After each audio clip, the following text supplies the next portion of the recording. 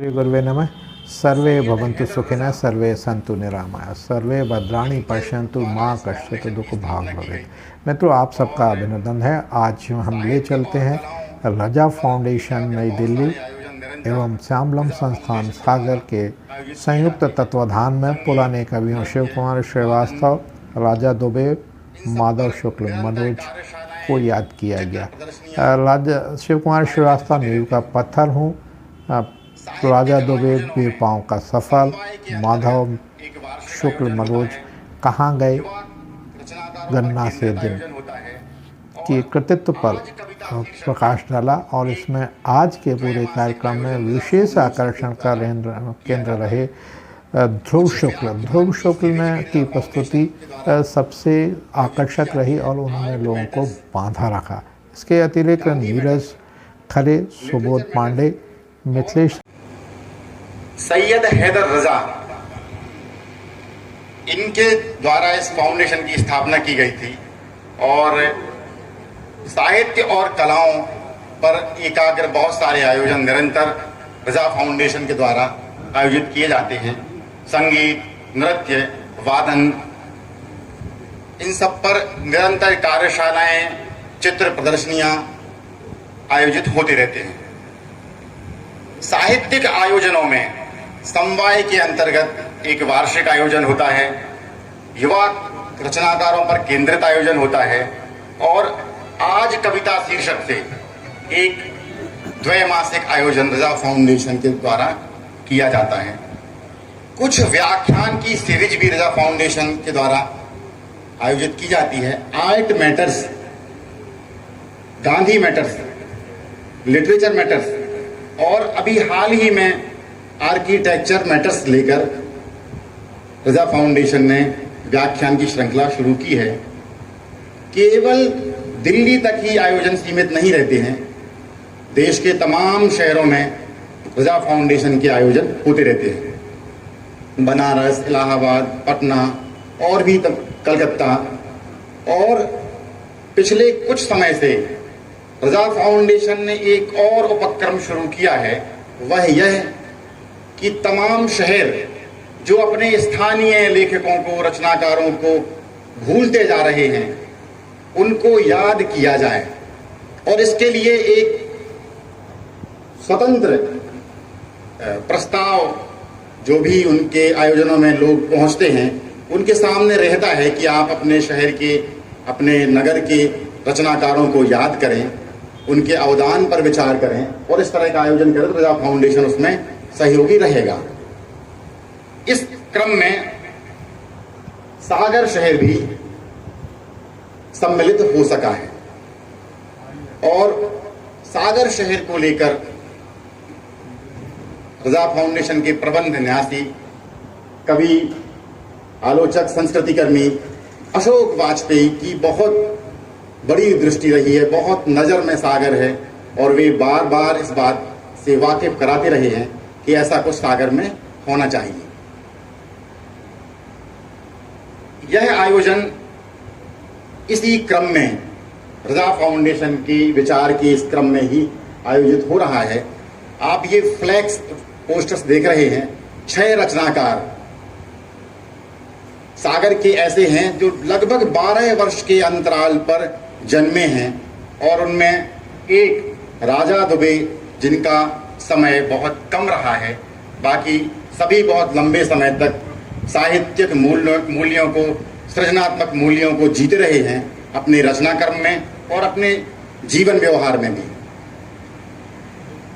जब इन आयोजनों की प्रस्तावना सागर से तय की गई तब यह तय हुआ कि बहुत विधिवत विचार किया जाए। ऐसा एक दिवस में 6 कवियों पर विचार करना बहुत औपचारिक उपक्रम संभव होता, इसीलिए यह 2 आयोजनों की एक श्रृंखला रखी गई, साहित्य सागर 1, साहित्य सागर 2। आज 10 नवंबर को हम पहले आयोजन में उपस्थित हैं। 8 दिसंबर को इसी सभागार में साहित्य सागर 2 आयोजन होगा। शहर के कुछ बहुत महत्वपूर्ण स्थलों पर होर्डिंग्स लगाए गए हैं। उन होर्डिंग्स में रचनाकारों के चित्र, उनका थोड़ा जन्म मृत्यु का वर्ष और इन आयोजनों की तिथियों की सूचना दी गई है। ऐसा विचार किया गया कि शहर के व्यस्ततम इलाकों में आवाजाही करने वाले लोग देखेंगे, नई पीढ़ी के लोग देखेंगे और वे इन रचनाकारों से परिचित होंगे। हो सकता है उनके अंदर ये भाव पैदा हो कि इनको हमें पढ़ना चाहिए, उनकी रचनाएं तलाश वे करें। काव्य पाठ प्रतियोगिताएं इस आयोजन का एक हिस्सा रही हैं। सागर शहर के स्थानीय साहित्यकारों ने बहुत उल्लेखनीय सहयोग प्रदान किया है और 3 विद्यालयों में इन 6 रचनाकारों की 2-2 कविताएं हमने उपलब्ध कराई थी और उन कविताओं का पाठ बहुत उत्साहपूर्वक विद्यार्थियों ने किया है और स्कूल के स्टाफ ने उसमें काफ़ी सक्रियता से मदद की है। तो काव्य पाठ प्रतियोगिताएं भी इस आयोजन का हिस्सा हैं। अगला जो आयोजन होगा उसके पहले भी हम 3 विद्यालयों में इन 6 रचनाकारों की 3 शिव कुमार श्रीवास्तव, राजा दुबे, माधव शुक्ल मनोज और रमेश दत्त दुबे, जितेंद्र कुमार और आग्नेय, तो जो शेष 3 रचनाकार हैं जिन पर अगला आयोजन होगा उन सबको मिलाकर 6 कवियों की कविताओं का पाठ विद्यार्थी करेंगे। हम एक पुस्तिका भी प्रकाशित कर रहे हैं। अब बहुत सारा इन कवियों का साहित्य उपलब्ध नहीं है, जो प्रकाशित है तो पुराने लोगों के यहाँ तो हो सकता है मिल जाए, पर जो लोग पढ़ना चाहते हैं, नए लोग हैं, वो इस तरह का ना दुकानों में उपलब्ध है, पुस्तकालयों में बहुत मुश्किल से उपलब्ध हो पाया है, तो उनका एक चयन भी प्रकाशित होगा जो अगले आयोजन में लोकार्पित किया जाएगा।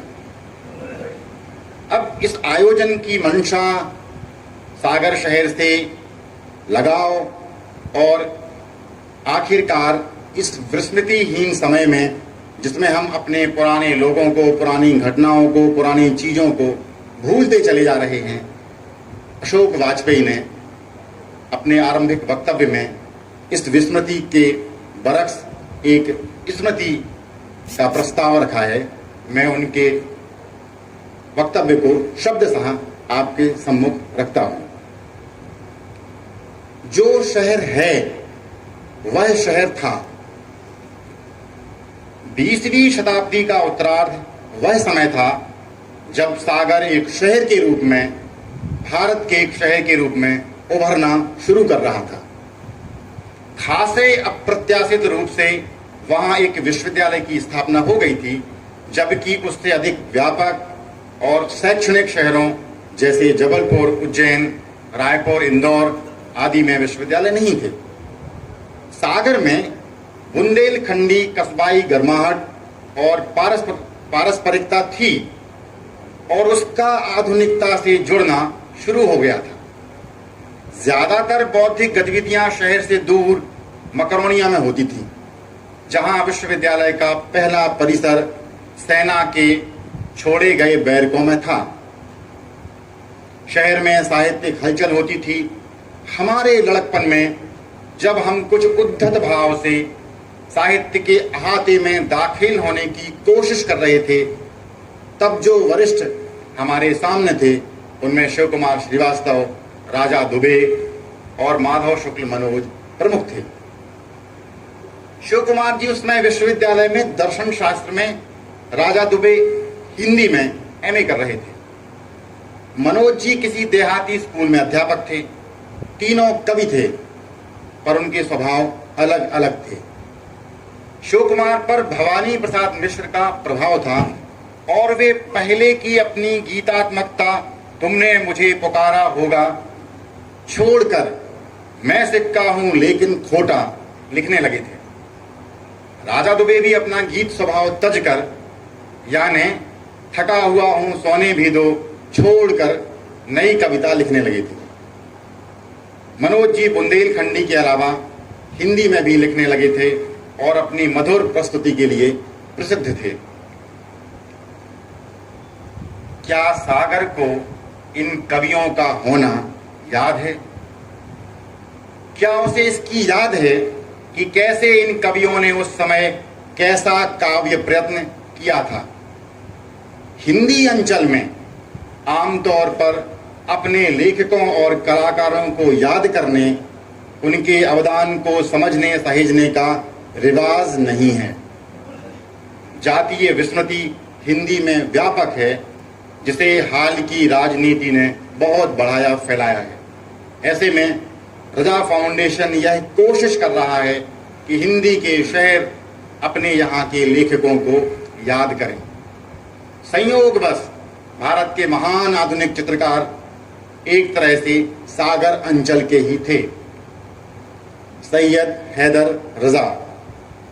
वे दमोह में हाई स्कूल तक पढ़े थे और वहीं से कला शिक्षा ग्रहण करने के पहले नागपुर, फिर बंबई और अंततः पेरिस गए थे। यह फाउंडेशन उन्होंने ही स्थापित और वित्त पोषित किया है। कोई भी शहर सिर्फ भूगोल में नहीं रहता, वह साथ साथ इतिहास में भी रहता है। उसका अपना इतिहास, गाथा, किंवदंतियां होते हैं। वहाँ के लेखकों कवियों द्वारा लिखा गया साहित्य उस शहर के होने, जीवंत, सक्रिय, सृजनशील होने का साक्ष्य होता है। वे उसका मर्म समझते हैं, समय पड़ने पर वे उसका अंतःकरण होते हैं। हम उम्मीद करते हैं कि सागर इन कवियों के माध्यम से अपने मर्म और अंतःकरण भाषा में अपने होने को याद करेगा और उन्हें किसी हद तक पुनर्नवा भी। ये अशोक जी का संबोधन है और अशोक जी अगले आयोजन में यानी 8 दिसंबर को उपस्थित रहेंगे।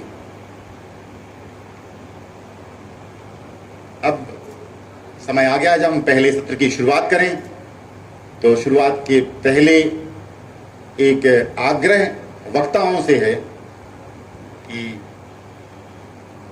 औपचारिक संबोधन और आभार से बचकर वे सारा समय अपने वक्तव्य पर केंद्रित करें। पहला सत्र शिव कुमार श्रीवास्तव की कविता पर है, जिसके लिए नीरज खरे और आशुतोष मिश्र मंच पर आमंत्रित हैं। शिव कुमार श्रीवास्तव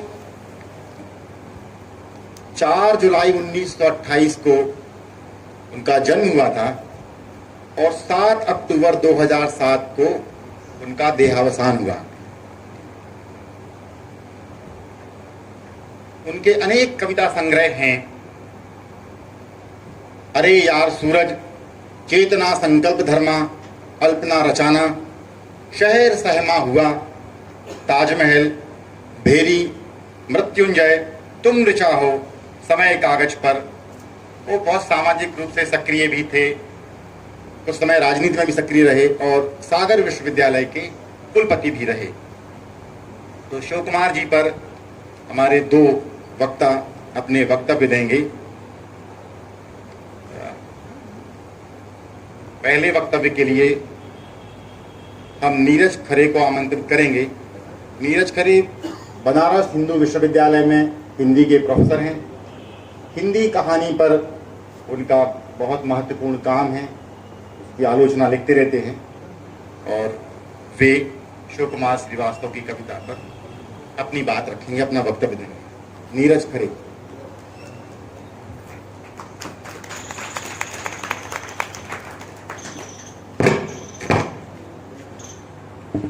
धन्यवाद।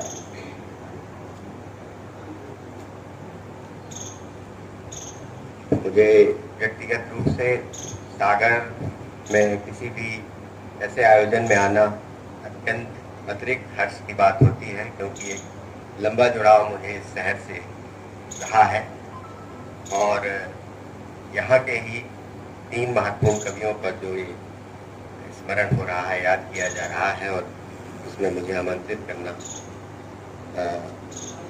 इसके लिए मैं जैसा कि निर्देश है अधिक बात ना करते हुए सिर्फ धन्यवाद और आभार देता हूँ। और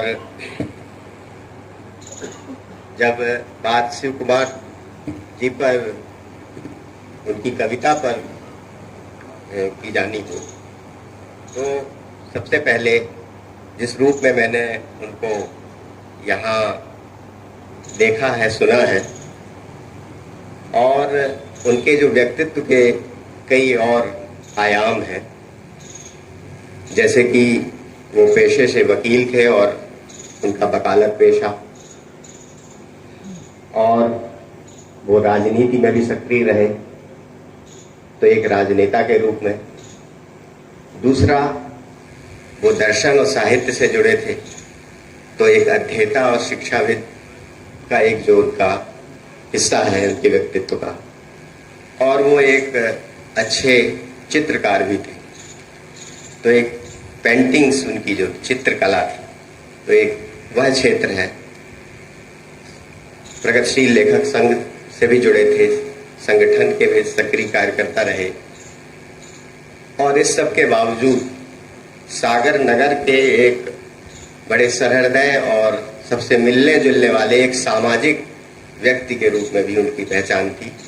और उनके साथ भाई साहब लगाया जाने वाला जो संबोधन है, यानी उनका भाई साहबपन, यह भी उनके एक व्यक्तित्व के सामाजिक होने का उदाहरण अपने आप में है। तो ऐसे कई आयामों के एक व्यक्तित्व का जब एक कवि रूप में हम उसका रूप कवि के रूप में देखते हैं, तो यह सारी चीजें उनके व्यक्तित्व के बहुआयाम कविता में जैसे संगठित या एकाग्र होकर अनेक तरह से उसकी अभिव्यक्ति करते हैं। चूंकि समय की सीमा भी है और उनके लगभग 5-6 संग्रह हैं, और उन सभी संग्रहों के साथ उनकी कविता का जो एक स्वरूप बनता है जिसमें गीतात्मकता, मतलब गीत, जो आरंभ में उन्होंने गीत लिखे और फिर कुछ गीतात्मकता के साथ उनका जो झुकाव थोड़ा गीत से अलग तरह की कविता के रूप में हुआ, जिसमें उनके गीतों में, उनकी कविता में जो उनके अपने संघर्ष, उनकी अपनी जिजीविसा, उनके अपने सामाजिक होने का जो एक अपना एक निजी कोना भी है, निजता भी है, और उससे एक आत्म संघर्ष भी है। तो वह सब जो व्यक्तिगत संघर्ष है उनका, वो एक सामूहिक सामाजिक संघर्ष में रूपांतरित होता हुआ दिखाई देता है, जिसमें एक और समाज की जो वैभवपूर्ण पूंजीवादी संपन्नता है, जो उससे बनी एक दुनिया है, और उससे अपदस्थ हुई, उससे अलग हुई एक जो संघर्षशील लोगों की जिजीविसा है, जो उनकी दुनिया है, इसके पक्ष में उनका कवि खड़ा हुआ दिखाई देता है। मैं कुछ कविताएं उनके, कुछ बातें उनके इन संग्रहों के साथ, कुछ एक कविताओं के साथ करना चाहूँगा। तो हमें लगता है कि एक कवि की जो यात्रा है, कवि की जो एक विकास यात्रा है या एक गतिशीलता है उसके साथ, वह कैसे बनती है। और जो उनका 1966 में आया हुआ पहला संकलन है, चेतना संकल्प धर्मा शीर्षक से जो है, उसमें वो 4 पंक्तियां उसकी देखें कि उस संकल्प को, मतलब कविता की सृजनशीलता के संकल्प को किस तरह से व्यक्त कर रहे हैं। गीत लंबा है। आंधी आई है उमड़ घुमड़ कर आने दो, संस्कृतियों वाला दीप नहीं बुझेगा, नाकाम अंधेरे की हर कोशिश होनी है, ऐसा कुछ दीपक राग सवेरा गाएगा।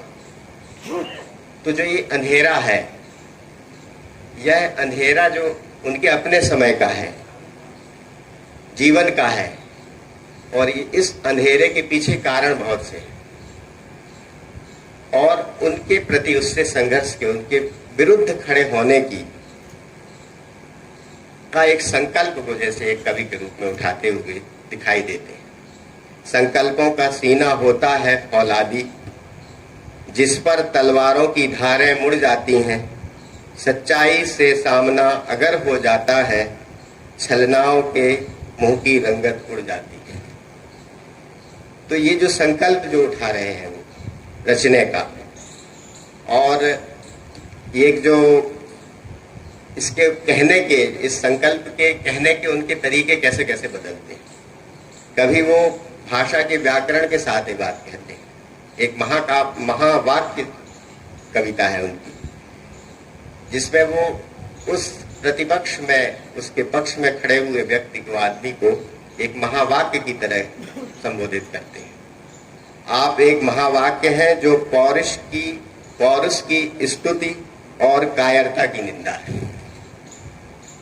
इसी तरह से यह जो रूपक बनाते हैं, वो कभी वो शौर्य का बनाते हैं कि वह शौर्य कैसे एक व्यक्त करने की जिज्ञासा को व्यक्त करता है, और कभी कभी एक विश्वास जो उनको है, कभी वो मिथक के साथ ये बात कहते हैं।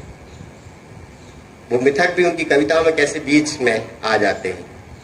इच्छा मृत्यु है मरेगा नहीं, जब तक मेरी सांसों के महाभारत का समारोप ना हो। तो यहाँ वो महाभारत के मिथक में और भीष्म पितामह के बाणों की सैया पर लेटे होने का जो उनका अपना एक संकल्प है, और उसके साथ जो विश्वास है उसको अंत तक, उस परिणति को देखने का, उस रूप में वो अपने सृजन के विश्वास को व्यक्त करते हैं।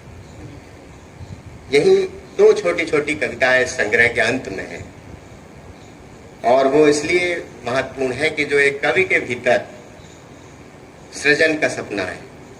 कविता का शीर्षक ही है सपना सृजन का, और दूसरी आस्था।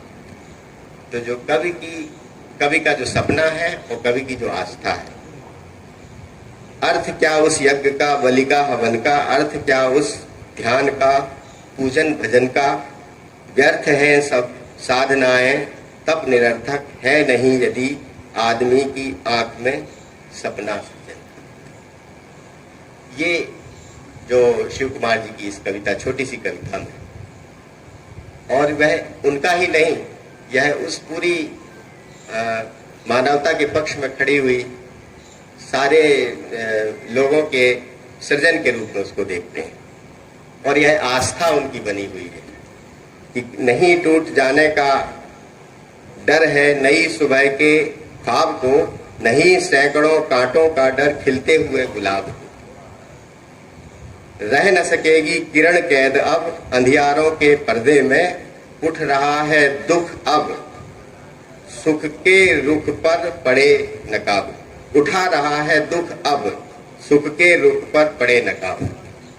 तो यह एक उम्मीद, एक आशा, एक भरोसा परिवर्तन के लिए, जिस अंधेरे की बात वो संकल्प कविता में करते हैं, आखिरी कविता में उस अंधेरे को मिटाने का एक आस्था और भरोसा भी कवि के भीतर है।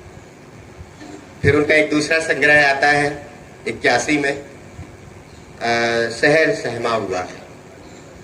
अब ये जो यहाँ शहर जो कविता में उनके आता है, फिर शहर सहमा हुआ है, फिर वही दहशत मोहल्लों में, तो है वो परिवेश है जिसमें हिंसा है, जिसमें जातिवाद है, जिसमें एक तरह का सांप्रदायिकता का भी असर है। कई रूपों में जो एक आपराधिक प्रवृत्ति एक हिंसा के रूप में आ रही है।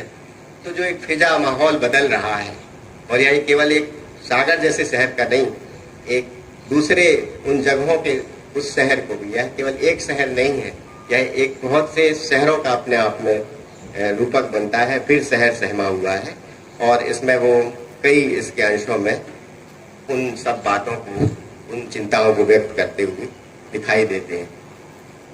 जो जैसा आपने उनके पहले संग्रह की बात करते हुए कहा कि जो एक प्रतिपक्ष वो रचते हैं, एक वैभव और संपन्नता की सत्ता और उसकी खिलाफत करने वाला जो एक वर्ग है, जो संसाधन विहीन है, जो संघर्षशील है, उसको वो कई ढंग से, कई प्रतीकों और रूपों में उनकी कविता में वो दिखाई देता है। जैसे एक कविता उनकी है पीपल का पौधा, जो एक गढ़ है, एक किला है, और जिसमें एक पीपल का छोटा सा पेड़ उगा है, वह उसको कैसे चुनौती दे रहा है। एक गढ़ को एक पीपल का छोटा पौधा चुनौती दे रहा है।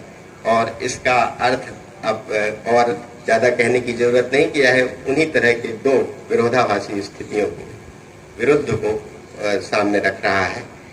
और जिस शीर्षक से इस आयोजन में शिव कुमार जी को याद किया जा रहा है, एक नींव का पत्थर हूँ, यह उनकी कविता का ही जाहिर है शीर्षक है। और उसमें उस कविता में भी इसी तरह की बात वो करते हुए दिखाई देते हैं। यहाँ एक मंदिर है कलश का, तुम हो मंदिर के कलश और मैं एक नींव का पत्थर हूँ। नींव के पत्थर को कोई नहीं जानता है, मंदिर के कलश को सब पहचानते हैं। तो यहाँ शिव कुमार जी उस अदृश्य जो नींव में अगर वो खिसक जाएगा तो वो मंदिर ढह सकता है, तो उसकी जो जगह है जिसको लोग विस्मृत कर चुके हैं, यह खुद उनका अपना निजी भी है और एक तरह से एक जानी पहचानी विस्मृत कर देने की जो एक समाज में स्थितियां हैं उनको भी यह प्रस्तुत कर देता है। और वो दो विरोधाभास उनकी कविता में, यानी एक सत्ता और एक उसका प्रतिपक्ष, वो बराबर इसमें कई तरह से आता है। इसी संग्रह की समापन कविता में जो इससे समापन कर रहे हैं वो इस संग्रह का, और वो भी गीत का अर्थ यहाँ कैसे बदलता है। गीत तो कागज पे लिखा जा रहा है, गीत कागज पे कोई भी कवि रचता है तो कागज पर ही लिखता है, लेकिन यहाँ उसकी व्यापकता या उसकी जो व्यंजना है वो कैसे बदलती है। जो गीत लिखा तूने कागज पर यह फिजूल, वो अपने ही लिखे गए गीत को फिजूल कहते हैं, या किसी कवि के लिखे गए गीत को फिजूल कह रहे हैं, तो उसका अर्थ क्या है जो अंत में जाके कविता में खुलता है। कीमत फूल बना कागज के मेरे कलाकार तू, कमल दलों की ओ गुलाब की खेती कर, तू निष्ठा रख हल्के फल पर, विश्वास फावड़े गैती पर। अब वो श्रमिक वर्ग, वह श्रमशील वर्ग जिसके प्रति उनकी आस्था है, वो संकेत करते हैं, तू विश्वास फावड़े गैती पर, तू हरा भरा कर दे धरती के दामन को, गीतों से रंग दे प्यारे अंबर का दुगुल। ये गीत है जो वास्तविक में सौंदर्य रचता है, एक मानवता रचता है। ऐसे गीत की कवि को चाह है। जो गीत लिखा तूने कागज पर वह फिजूल, जो कागज पर गीत लिखा है, जो खुद अपने ही रचे को वो किस तरह से निरर्थक कह रहे हैं, पर इसका अर्थ क्या है यह उनकी पूरी इस लंबी रचना में, गीतात्मक रचना में व्यक्त हो जाता है। एक प्रसिद्ध उनका गीत संकलन अल्पना रचाना जो आया बाद में 89 में, और इसकी कई कविताएं इसमें सारे जो संकलित हैं वो पूरे गीत के मिजाज में है।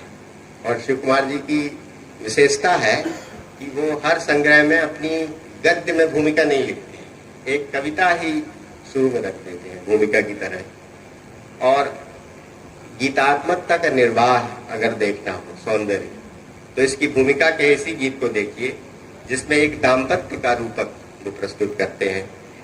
मन की बात, अपने मन की बात को कवि, अब आज के समय में मन की बात का एक दूसरा अर्थ है, वहां जाने की जरूरत नहीं है, यह कवि का मन है। ये मन दूसरा है जिसमें वो क्या रूप बनाते हैं, मेरे मन की बात लजीली दुल्हन सी है अब गुंठन में अनबोली। अब अपने मन की बात को लजीली दुल्हन बना देते हैं रूपक, और फिर उसके बिछड़ने की, उसकी विदाई की बहुत सी बातें वो इस गीत में करते हैं। तो मन की बात कवि की जो कहना चाहता है वह कैसी लजीली दुल्हन की तरह है। तो यह एक सौंदर्यमय उनका गीत है। उनकी बहुत सी कविताएं जो है प्रेम संबंधी हैं, जिसमें प्रेम आता है, लेकिन प्रेम वह एक तरह का कहीं कहीं अमूर्त है, वहाँ पर मूर्त किसी उसमें नहीं दिखता है। और अपने कवि अपने अस्तित्व बोध को, खुद को जैसे बहुत छोटा समझता है, हीन समझता है। यह कवि का अपना बड़प्पन है। और जैसे भूल से भी यदि कभी कुछ हो गई हो भूल मुझसे, तो उसे तुम भूल जाना। और किंतु जो अंत में कहते हैं इसमें, किंतु जो चाहत मुझे तुमने तुम्हारा प्यार ही था, प्राण तम से जूझने का जूझने को एक वह आधार था, और था वह सब तुम्हारा जो उठा मैं हर नजर में, और था वह सब तुम्हारा जो उठा मैं हर नजर में। मैं जो कुछ भी बना, अन्यथा मैंने स्वयं को एक मुट्ठी भूल दी। तो अपने वजूद को, अपने अस्तित्व को इस तरह से कवि प्रेम में कमतर देखता है। यह उसका एक अपना बड़प्पन दिखाई देता है। कहीं वो जीवन को कमीज कहते हैं, जीवन है कमीज पहने हैं केवल ठिगड़े ही ठिगड़े। इसमें कवि का संघर्ष दिख रहा है कि वो जीवन को कमीज की तरह पहने हैं जिसमें ठिगड़े ही ठिगड़े लगे हुए हैं, और किसी से अपने देने को, अपने होने को प्रतिदान में या उसकी बदले में कभी कोई चाह इच्छा नहीं रखना चाहता।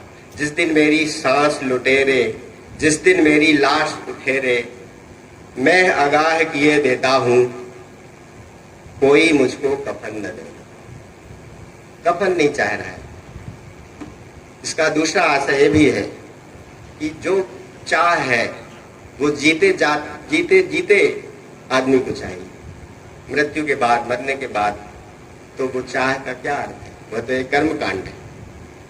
इस पे बहुत कुछ कहा गया है, लिखा गया है, उस पर और ज्यादा कहने की जरूरत नहीं है। और इसी तरह के गीत में वो कहते हैं कि मत दीप जलाना रे कोई, जैसे कफन को वो तिरस्कृत कहते, खारिज करते हैं कि कफन नहीं देना, उसी तरह से वो दीपक के लिए कहते हैं मत दीप जलाना रे कोई मेरे मजार पर यार कर। एक दीप देने भी मेरी मजार पर नहीं आना, ये जरूरत कभी को नहीं है। जिस आत्मलोक या अपने अस्तित्व बोध की निस्सारता का, निरर्थकता की बात वो कई गीतों और कविताओं में कहते हुए दिखाई देते हैं। और मैं क्या हूं पानी पर खिंची लकीर। एक छायावाद में महादेवी लिख रही हैं कि मैं नीर भरी दुख की बदली मिठी बनी कल थी मिट आज चली, जैसे गीत की रचना कर रही हैं। और शिव कुमार जी यहाँ लिख रहे हैं कि मैं क्या हूं पानी पर खिंची लकीर। पानी पर खिंची लकीर का अस्तित्व कितनी देर का होता है, वह खत्म हो जाता है। और वो फिर इस बहाने से सारी चीज़ों, किसी मौज का, किसी लहर का, किसी शाम का, किसी शहर का, इसमें एक लय भी देखिए, किसी गांव का, किसी शहर का, किसी कौम का नहीं, समूची मानवता का जमीर। ये वो अपनी जीवन में अपनी निजता का और उसकी निस्तारता का, निरर्थकता का एक गीतात्मक बयान जैसी एक कविता दिखाई देती है। और उसी अमूर्त सत्ता से जो एक तरह से शायद हिंदी कविता में छायावाद से छनती हुई और छायावाद के उत्तर दौर में रची गई कविता और गीतों में वह बोध बना रहता है किसी न किसी रूप में। वो हमें कई जगह शिव कुमार श्रीवास्तव जी की कविताओं में झांकता झलकता हुआ दिखाई देता है। तुमसे है मेरा चिर परिचय जैसी कविता में वो इस लय के साथ, प्रकृति के साथ, उस अव्यक्त अमूर्त सत्ता के साथ एक आध्यात्मिक चेतना से और उसके प्रति एक आस्था से अपने परिचय की बात कहते हैं। गीत लंबा है और उसको बहुत ज़्यादा पढ़ने की ज़रूरत नहीं, सिर्फ आखिरी हिस्सा अगर आप देखें तो मेरी कही हुई बात का शायद प्रमाण आपको मिल जाएगा।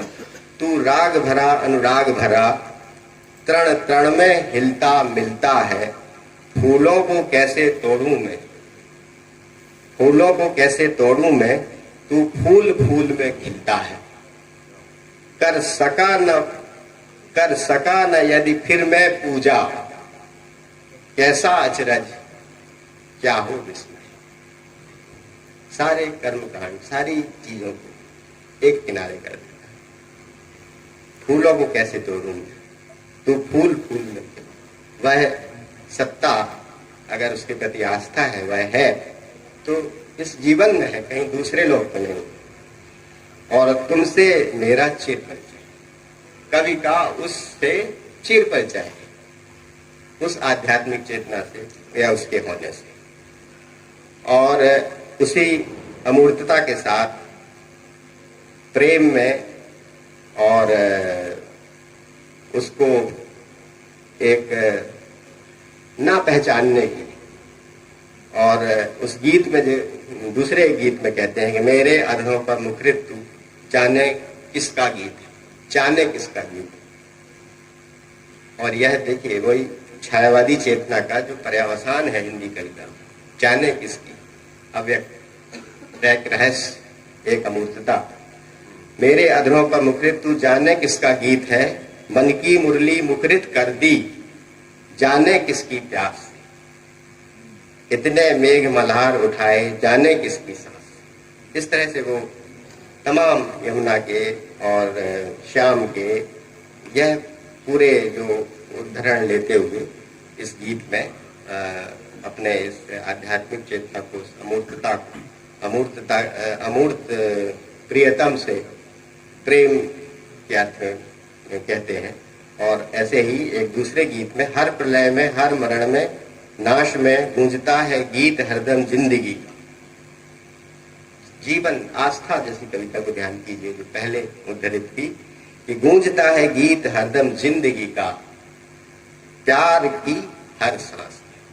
प्रेम बड़ी चीज है, प्रेम के कई रूप हैं, प्रेम ही बचाएगा जैसे उस जीवन को, जिजीविषा को।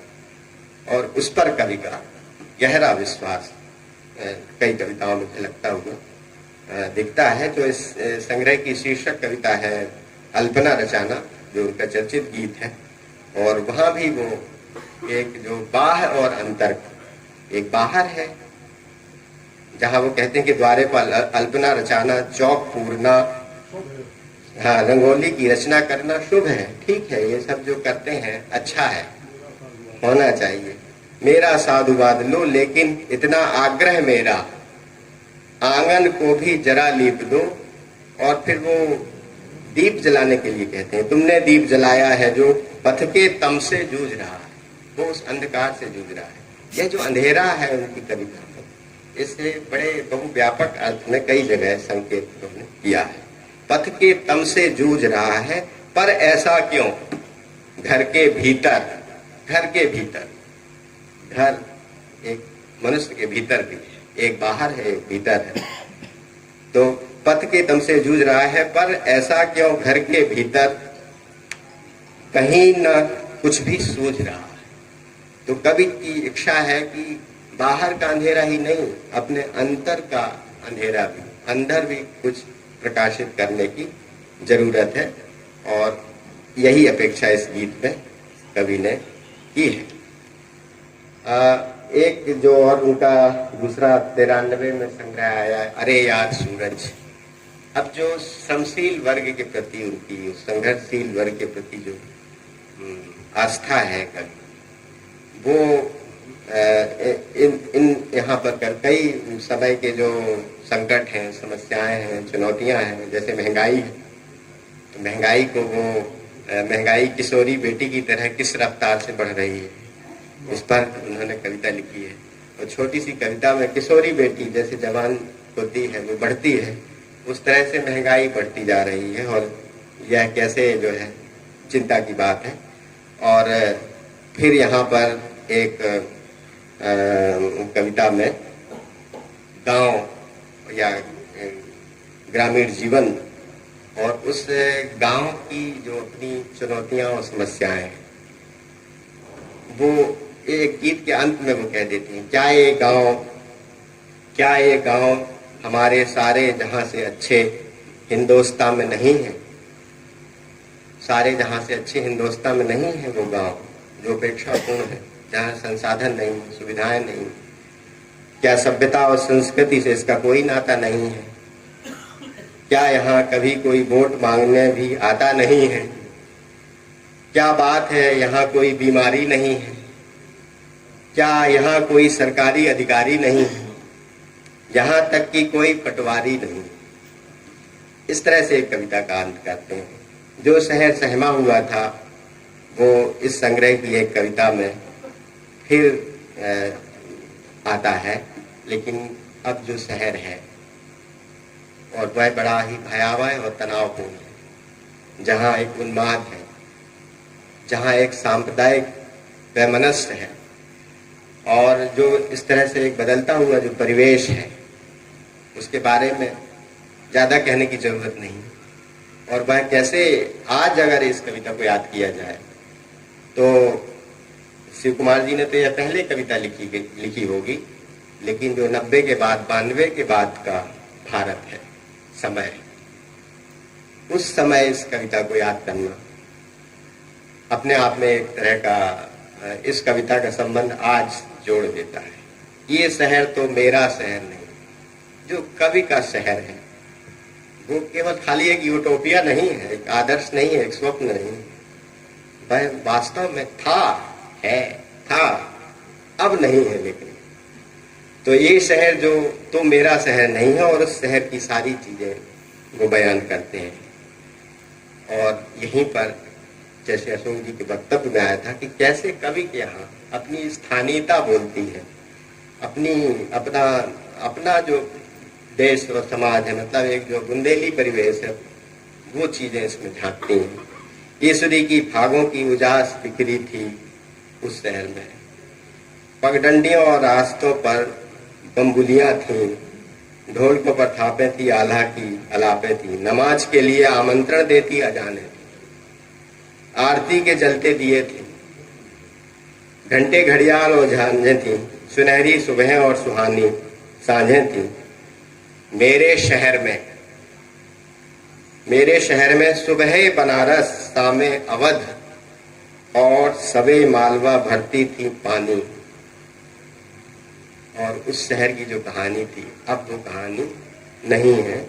इस पर कवि का क्षोभ है, क्षोभ व्यक्त करते हैं। और वो शहर, मेरा शहर अयोध्या था, वो अयोध्या नहीं जो 90-92 के बाद हुई। मेरा शहर अयोध्या था, कौन कर गया इसे लंका, किसने की है कयामत बरपा, किसने सदियों के भाईचारे को दुश्मनी में बदला, किसने मेरे तालाब के पानी को कर दिया गंदला। मैं किसकी तरफ उंगली उठाऊं, मैं कवि हूं, इस माहौल में कैसे प्रेम गीत गाऊं। ये जो तनावपूर्ण भरा माहौल है, और इस परिवेश में कवि कैसे प्रेम के गीत गाए। और कोई घड़ी और कोई प्रहर नहीं, यारो यह शहर तो मेरा शहर नहीं। और फिर इसके कई कविताएं हैं जिनको हम कोट कर सकते हैं, पर सभी को नहीं। एक कविता जिसमें शायद इस सांप्रदायिक परिवेश या तनाव से अलग जो समय, एक समय जो आतंकवाद और हिंसा का था, उस पर भी कवि की नज़र है। और एक बारिश शाह है, एक कविता वो लिखते हैं जिसमें एक उस परिवेश की व्यथा है जो आतंकवाद से ग्रस्त रहा है। बारिश शाह को आप लोग जानते होंगे कि वो पंजाबी के मुस्लिम सूफी कवि थे, और उन्होंने हीर रांझा वगैरह पर बहुत अच्छी कविताएं लिखी हैं। और उनका संबंध जाहिर है कि पंजाब से था। और वहाँ पर उस बारिश शाह का मैं तेरे प्रदेश में प्यासा मर रहा हूँ, ये कवि कह रहा है। और जो खागों के प्रदेश से, जो कजरी और राई के क्षेत्र से, जो केशव पद्माकर के यहाँ से, जो ईसुरी के देहात से, मैथिली शरण के चिरगांव से, और वहाँ पहुँचा है और प्यार का संदेश लेके पहुँचा है, मगर यहाँ वो किसको सुनाए। और वो प्यासा है, कहाँ पानी पिए जहाँ 5-5 नदियाँ हैं, लेकिन वह प्यासा है क्योंकि उस नदियों में रक्त घुला हुआ है, वहाँ लाशें तैर रही हैं। ऐसे उस दुखदपूर्ण माहौल को बारिश शाह विस्मयादिबोधक चिन्ह कविता बारिश शाह को संबोधित करते हुए इस बात को कहते हैं। कलाकार कविता में फिर वही श्रमशील वर्ग की जो एक पढ़ाई का पेशा करता हुआ हुनरमंद, उनका एक हुनरमंद पेशा है, जो कैसे वो दुनिया को सुंदर बनाते हैं, चीज़ों को बनाते हैं। और उस कौशल से जिसमें वो छेनी हथौड़े अपना थैले में रखकर लाद कर बिकने के लिए खड़ा है, मजदूरी करने के लिए खड़ा हुआ है। एक इसकी जो बहुत उनकी चर्चित कविताओं में से शायद रही है, अरे यार सूरज। यहाँ भी वो सूरज से कहते हैं कि थोड़ा वो वर्ग कहता है कि थोड़ा आदमी कह रहा है कि थोड़ी देर और रुको, अभी अस्त मत हो, अरे यार सूरज पहर दो पहर और ठहर, कि ताकि वो अपनी रोजी रोटी को थोड़ा और कमा ले, थोड़ा और कुछ पा ले, जिससे उसके घर में चूल्हा जल सके, रोटी बन सके। तो वो सूरज को कह रहा है कि थोड़ी देर और ठहर। तो अरे यार सूरज पहर दो पहर और ठहर। आखिरी इसका हिस्सा है, तेरे पांव से लिपट कर तेरा भूखा बच्चा रोया नहीं है, क्या तू खुद भी कभी भूखा सोया है? तुझे है भी पता कि जिंदगी कैसे हो जाती है जहर, अरे यार सूरज पहर दो पहर और ठहर। इस कविता के साथ और उनकी बहुत पढ़ी गई मंचों से बहुत लोकप्रिय हुई कविता खोटा सिक्का, जिसमें खुद को खोटा सिक्का कहते हैं और तमाम अपने अस्तित्व बोध की, अपने खुद की निजता को छोटा आंकने की जो कई कविताओं में अलग अलग ढंग से उनकी प्रस्तुति हुई है।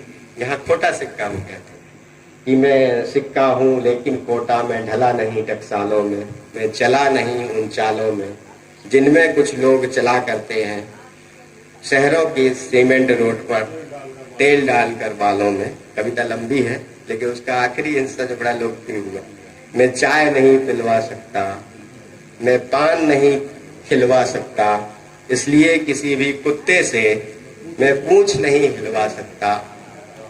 मैं लिटरेचर में, अब देखिए यहाँ कवि भी आ गया, वो मान कविता में भी नहीं आया, इसीलिए तो आज उनको यहाँ याद किया जा रहा है। जो स्थान जो मान उनको मिलना चाहिए था वो हिंदी कविता में विस्मृत हो गया। नगर में ही नहीं, शहर में ही नहीं, पूरी हिंदी कविता में शिव कुमार श्रीवास्तव की उपस्थिति शायद नहीं दिखाई देती, जबकि वो उसके अधिकारी थे। सीमाएं उनकी हैं, मैं थोड़ा बात कहूंगा उस पर, उनकी अपनी सीमाएं हो सकती हैं, लेकिन फिर भी कवि ने रचा बहुत कुछ है। मैं लिटरेचर में खप न सका, इसलिए कहीं भी अखबारों में मेरा फोटो छप न सका, है राजनीति में भी खन खन बजने वाले सिक्के चलते, नौकरशाही में यही फूलते और फलते, कवियों में मेरा मान नहीं, जिसकी बात मैं अभी कह रहा हूं, कवियों में मेरा मान नहीं, मेरा समाज में गान नहीं, सब बड़े बड़ों की दुनिया में मैं अदना हूं, मैं छोटा। यह ढंग से उनकी एक जरूरी कविता पर जो ताजमहल शीर्षक से, ये कविता तो तुम ऋचा हो संग्रह में है, उसमें और कई अच्छी कविताएं हैं, उनको मैं फिलहाल छोड़ रहा हूँ। लेकिन ताजमहल जो उनका लंबी कविता है, अगर आप चाहें तो इसको एक खंड काव्य कहें, पर खंड काव्य की अपनी शर्तें होती हैं, पर ये 9 भागों में लिखी गई एक लंबी कविता है और एक तरह की कथात्मकता इसके साथ है और कथा में एक व्यथा है। उस पूरे का सारांश मैं नहीं बताऊंगा, समय ज्यादा हो जाएगा क्योंकि आधा घंटा है, थोड़ा सा और समय लूंगी। जिसमें ताजमहल एक पूंजीवादी, वैभवशाली, एक संपन्नता का जो प्रतीक है, जो एक शहंशाह ने बनवाया था, और इसका एक जो दूसरा पक्ष है जिसने वो बनाया था, वह श्रमिक वर्ग, वह मजदूर वर्ग। और वो आप लोग अच्छे से जानते हैं जो बात कितनी सत्य भी है या नहीं है, पर उसको माना जाता है कि उन सब मजदूरों के हाथ काट दिए गए और उनको कुछ मिला नहीं था, बल्कि उनकी कला का ये मान हुआ कि दूसरी जगह ऐसी कृति ना बने, तो उनके हाथ काट दिए गए थे। तो इसके ताजमहल के सौंदर्य मूलक वृत्तांत और एक तरह के दूसरे पक्ष वाले इस कथा को लेकर बहुत सी कविताएं हिंदी में लिखी गई हैं। हम 2 का संकेत करते हैं, एक तो शकील बदायूनी का गीत है, एक शहंशाह ने बनवा के हंसी ताजमहल, सारी दुनिया को मोहब्बत की निशानी दी है। एक तो ये गीत है जिसमें वो मोहब्बत की निशानी के रूप में, और ताजमहल क्यों बनवाया गया था, कैसे, वो सारी चीजें आप लोग जानते ही हैं। उसको हम नहीं लेंगे। और दूसरी ओर एक साहिर लुधियानवी का गीत है कि एक शहंशाह ने दौलत का सहारा लेकर हम गरीबों की मोहब्बत का उड़ाया है मजाक। एक तरफ ये है। और छायावाद के कवि पंत की भी कविता है ताज, एक वो कविता है छोटी सी